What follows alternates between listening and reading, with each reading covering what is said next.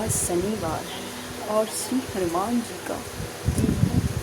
मैं हनुमान जी के दिन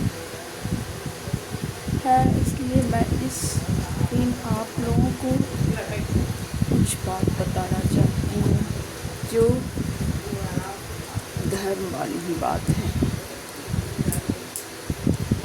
कोई इंसान जब किसी से मदद मांगने के लिए द्वार के आगे खड़ा हो, चाहे कोई भी हो, अपना हो या पराया हो, लेकिन उसे बिना सोचे समझे जो इंसान पनाह देते हैं और फिर उन्हें उनकी सुरक्षा का व्यवस्था करते हैं और सब भगवान पर छोड़ देते हैं, तो भगवान जो अच्छे व्यक्ति होते हैं उनको भगवान जी खुद रक्षा करते हैं। क्योंकि किसी मजबूरी में किसी को सहायता करना इंसान का इंसानियत के नाते कर्तव्य बनता है। और जिनका चरित्र भगवान सबसे मजबूत बनाते हैं तो और कोई धन की ज़रूरत नहीं होती, क्योंकि चरित्र से बड़ा मजबूत कोई धन नहीं होता। अगर किसी का चरित्र मजबूत रहे तो उन्हें कोई भी नहीं हरा सकता, क्योंकि भगवान जी उनके साथ होते हैं।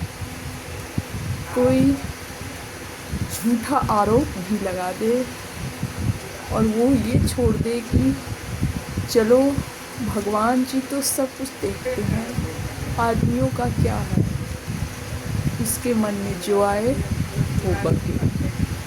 लेकिन भगवान जी मेरा चरित्र मजबूत करके रखे हैं और मैंने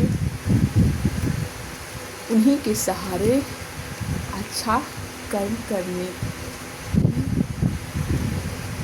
सोच रहे हैं।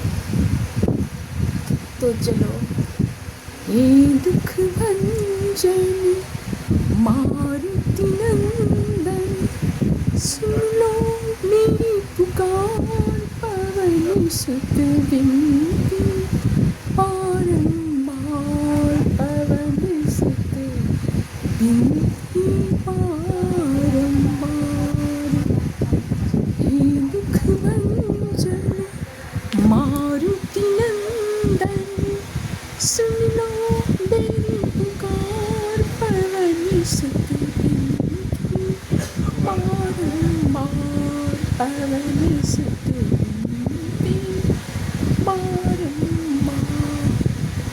दुखियों का तुम करो सहारा, मेरा करो उद्धार, पवन सुत विनती बारंबार। मैं पवन सुत से यही कहना चाहूँगी कि हे पवन पुत्र,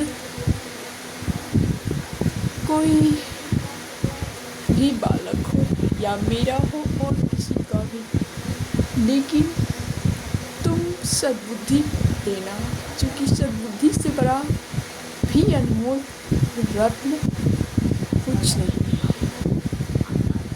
क्योंकि इंसान जो होते हैं ऊंचाई तो छू लेते हैं, लेकिन सद्बुद्धि ना रहने के कारण इंसान को हानि भी पहुंच सकती है। इसलिए भगवान जी से प्रार्थना में सद्बुद्धि मांगना ही चाहिए और सद्बुद्धि मांगकर फिर उन्हीं की कृपा से इंसान एक अच्छी बुद्धि वाले हो जाते हैं। और सब अगर कोई इंसान हो या इंसानियत के नाते अगर भूखे को भोजन ना खिलाया, प्यासे को पानी ना पिलाए, तो कोई पूजा भी महत्व नहीं रखता है। क्योंकि भूखे अगर तड़प रहे हैं और कोई पूजा करने वाले व्यक्ति मंदिर में पूजा कर रहे हैं और सुन नहीं रहे हैं, तो इससे भी भगवान दुखी हो जाते हैं। भगवान बोलते हैं क्या कि मेरा पूजा छोड़ो और जो भूखे हैं उनको पहले संतुष्ट करो, उसी समय मेरा पूजा हो जाएगा। मेरा पूजा 1 घड़ी या 2 घड़ी करोगे उसमें भी मैं खुश रहूँगा, लेकिन अपने दिल में मेरा अपने हृदय में मुझे बसा के रखना। मैं तुम भूल भी जाओगे पर मैं तुम्हें नहीं भूलूँगा, क्योंकि तुम मेरे पुत्र हो और मैं तुम्हारा माता पिता दोनों। ईश्वर का दिल इतना बड़ा होता है कि अगर ये मोहिनी परिवार जो बनाए हैं वह भी छूट जाए तो कोई बात नहीं, लेकिन ईश्वर अगर हाथ थाम ले तो इंसान का सबसे बड़ा दिन आने वाला होता है। वो बहुत बड़ा खुशनसीब होता है जिसको ईश्वर हाथ थामते और हाथ थाम कर उन्हें अपना शुभ आशीर्वाद देते हैं और अपने शरण में लेते हैं, और शरण में लेकर जब तक वो जीता है ऐश्वर्य प्राप्त करता है, और जब भगवान के यहाँ जाता है तो हाँ भी उसे कल्याण होता है। और मैं भगवान से यही कहूँगी कि हे भगवान, तुम्हें जो चाहे वो करो, तुम्हारी मर्जी, तुम जो भी करोगे अच्छे के लिए ही करोगे। आज तक तुमने बुरा के लिए तो कुछ किया ही नहीं, तो मैं तुम्हें कहने वाली कौन होती हूँ ऑर्डर करने वाली। तुम जो भी करोगे वो अच्छा के लिए ही करोगे। तुम मेरे लिए नर्क में स्थान रखो या स्वर्ग में, मुझे उससे कोई फर्क नहीं पड़ता, लेकिन तुम मेरे दिल में हृदय में बस के रहना। यही बड़ा सबसे बड़ा